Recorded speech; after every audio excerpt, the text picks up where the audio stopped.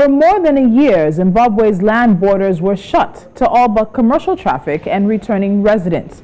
That changed when this week the country's information minister announced the reopening of borders with Botswana, South Africa, Mozambique, and Zambia.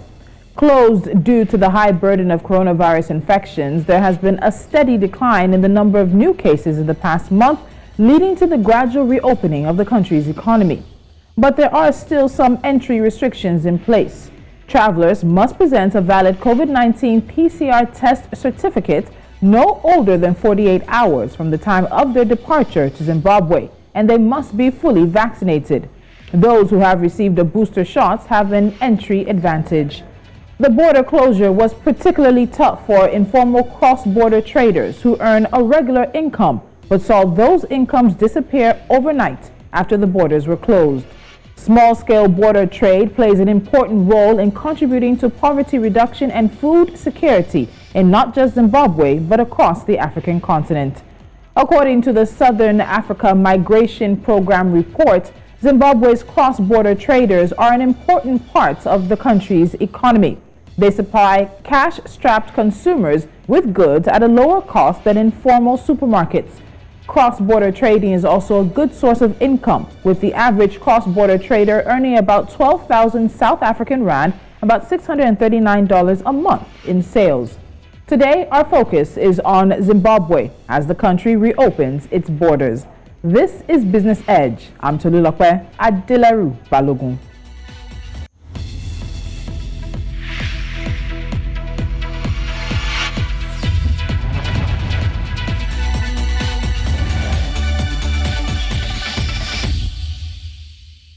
Now joining me from Harare, Zimbabwe is Denford Matushu. He is the president of the Confederation of Zimbabwe Retailers. Denford, welcome back to Business Edge. Thank you for joining me.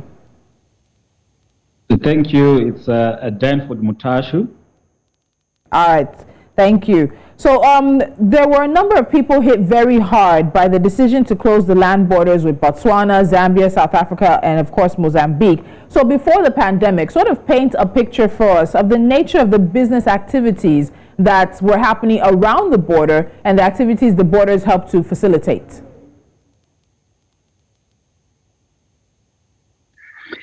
I think Zimbabwe is very central in the SADC region, and it trades quite well using the relations, cordial relations amongst the countries in the SADC region. And you may also appreciate that about 60% of the total exports are consumed by South Africa, while of course we also import about 49% of the total imports that come into the country. There has also been a huge vehicular and people movement between ourselves and, for example, South Africa and ourselves in Zambia. For example, in context of South Africa, about 7 million people would cross the Beitbridge border post, of course, each month. And you also had more than 2.5 million vehicles crossing the two borders. So it indicates the closer ties between the two countries, social and economic ties. You also have a large number of informal traders as well as cross-border traders that have been living off buying goods from out of Zimbabwe and selling them here in the country. And this is actually seen as the majority of those earning a living out of such activities. And when COVID-19 struck, the livelihoods of the majority of those was impacted negatively, as they didn't have alternative sources of income. And even the economy, it also reduced activity owing to the successive lockdowns that ensued in order to contain the spread of the coronavirus.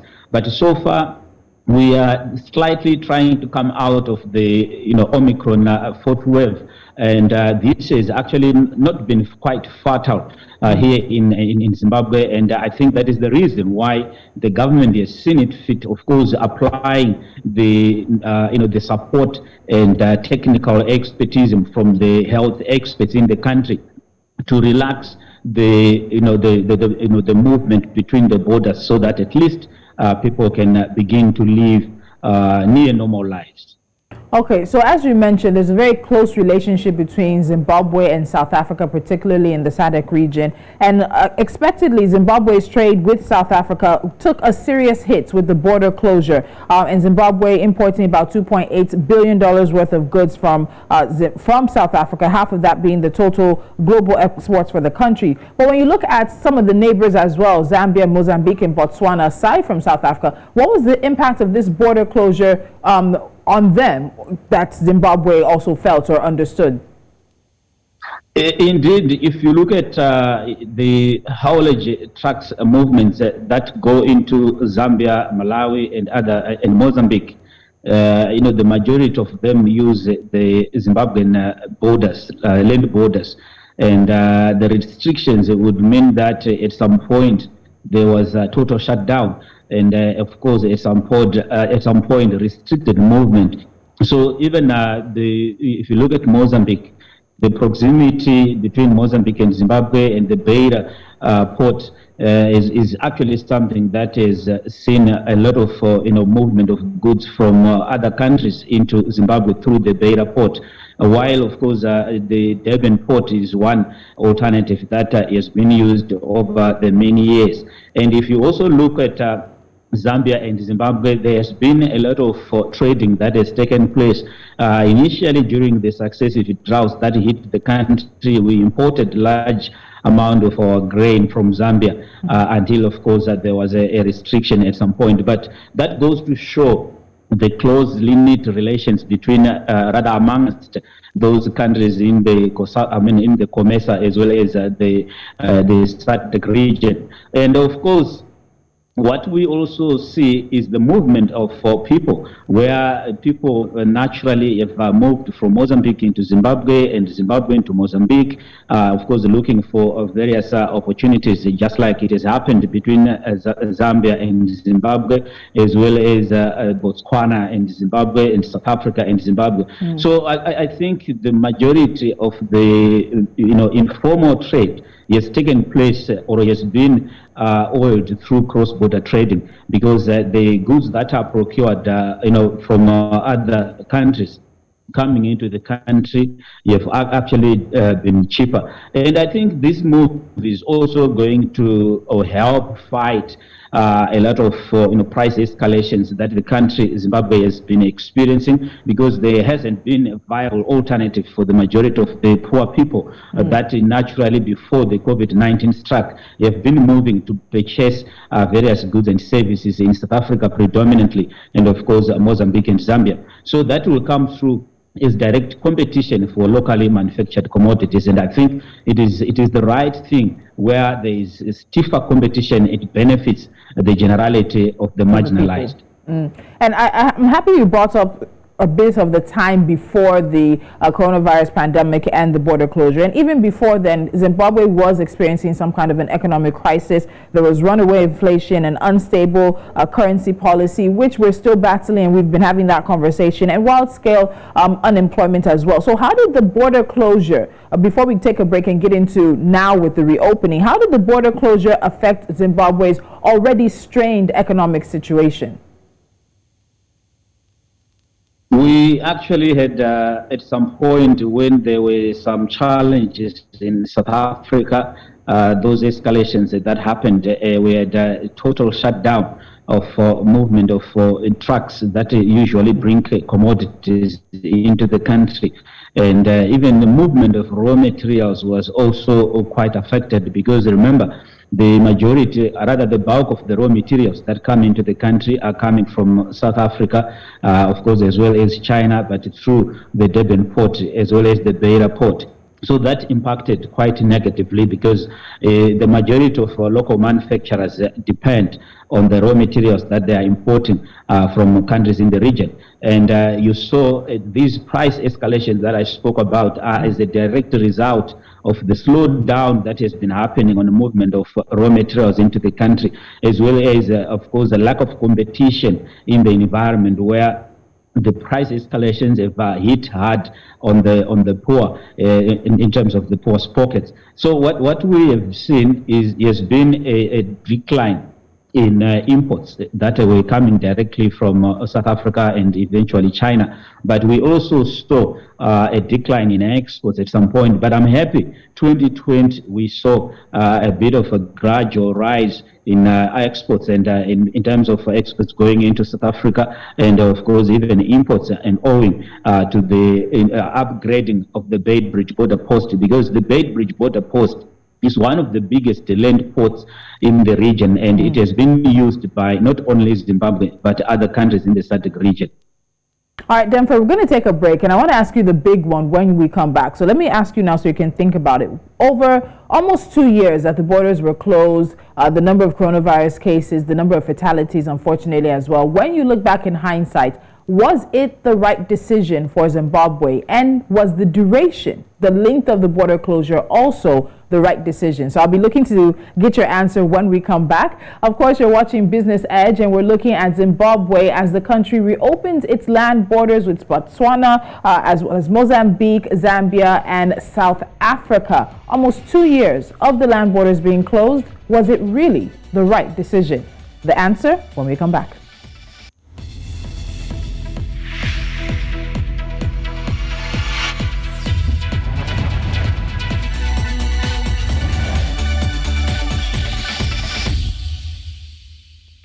And still with me on Business Edge today is Denford Mutashu. He's the president of the Confederation of Zimbabwe Retailers. And we're looking at the country right now as the decision has been made to reopen its land borders after almost 2 years of closure because of the coronavirus pandemic. Now, the borders with Zambia, Mozambique, South Africa, and Botswana are reopening this week with some restrictions. But now it's a conversation of hindsight. So, Denford, let me bring you back into this. After almost 2 years of the borders being closed, with the attendant economic effects that have been added to the situation already present in Zimbabwe, as it would be, the effects on the informal traders, which a large majority of them happen to be women as well, was it worth it? And should the borders have stayed closed for as long as they did?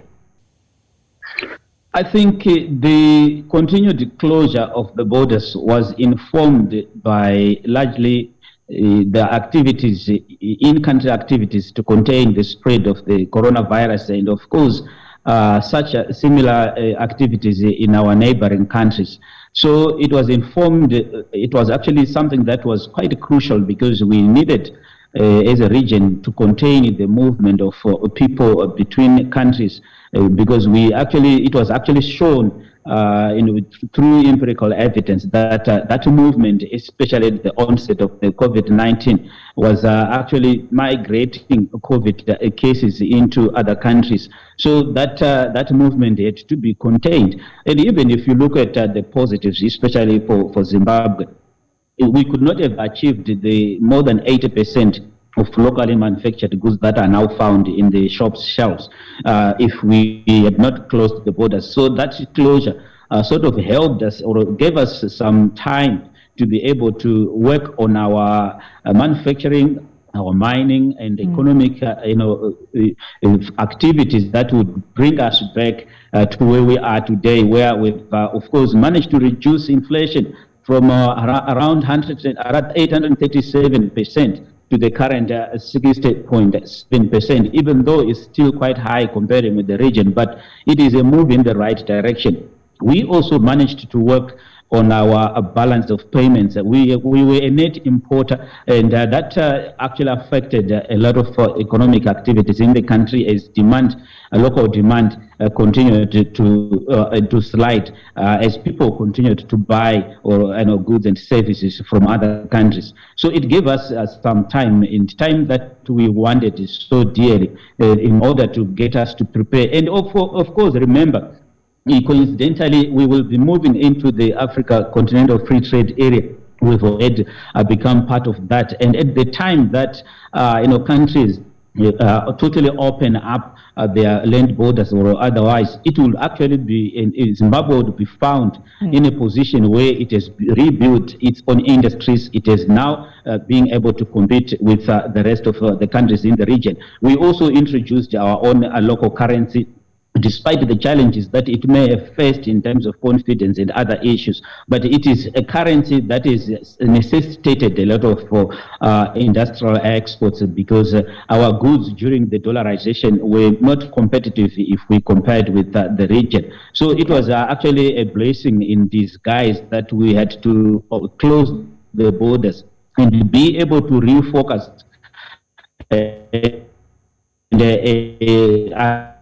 actually, even the agricultural output that is owing to the rains that we receive to local farmers, we have been able to farm. Yes, of course, the reopening of the border has come through with relaxation in terms of the importation of wheat and corn. But yes, I think we are at a position that as a country we've been able to farm, we've been able to produce, and we've been able to retool. And you look at the support that has gone into the manufacturing and other productive sectors, the majority of that has gone into a procurement of capital goods. So I think that is a blessing in disguise for Zimbabwe, despite, of course, the ravaging negative impact that the COVID-19 has had to the social, economic, and political dynamics in the country.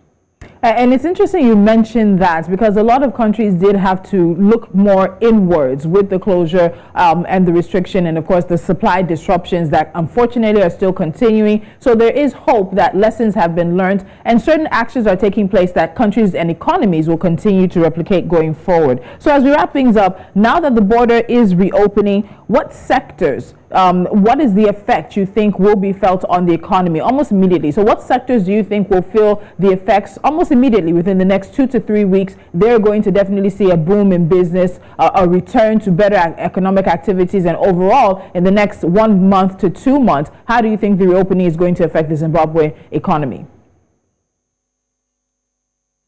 I think to spare the tourism sector, because it is a sector that is of concern. And remember, Victoria Falls is now an international, airport, and it has seen, a lot of traffic before the closure of the borders. And we have actually believed that the movement of people between countries, on its own, is something that is going to, promote trade and even facilitate movement of goods and people movement in between.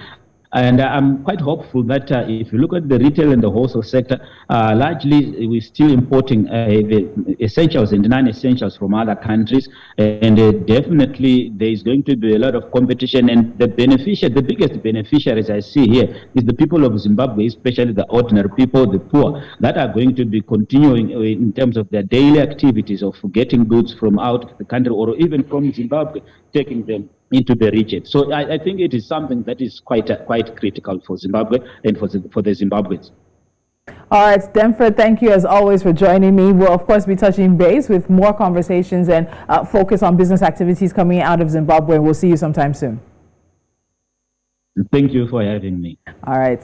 And conversation ending on a more optimistic note, which is one where my guest says there were some silver linings in the cloud that was almost a 2-year border closure for Zimbabwe. Will those advancements, will the gains, and will the linings remain with the borders open and more goods entering into the country competing with those that had taken the place of foreign goods during the closure? That's a question we'll probably be asking him in the near future as we see how all of this plays out in the coming weeks. You're watching Business Edge. Up next is NC4 to watch.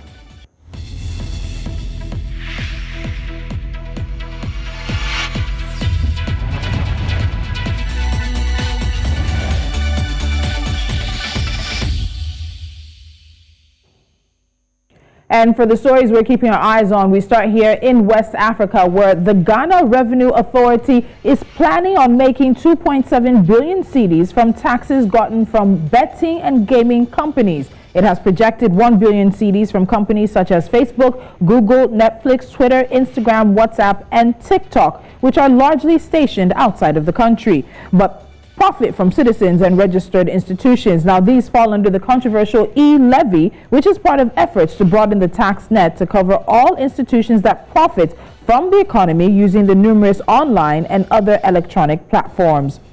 Data from the West African Monetary Union's debt agency shows that Mali has defaulted on more than 53.99 billion CFA franc or $93 million in interest and principal payments since January due to regional sanctions.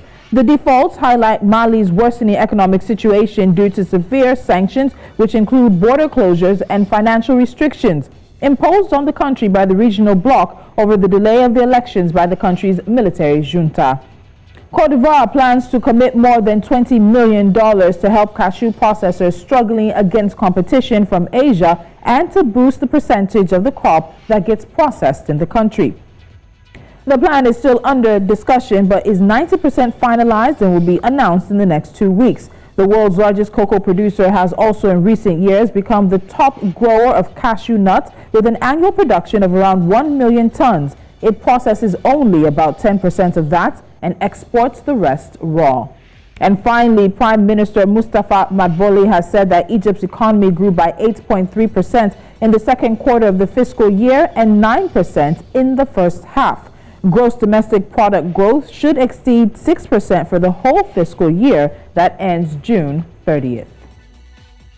And that's it on Business Edge. As always, thank you for watching. You can follow us on social media, download our mobile app, subscribe to our YouTube channel, and of course, watch us on all the platforms we're available. I'll see you tomorrow. I'm Tolulokwe Adeleru Balogun.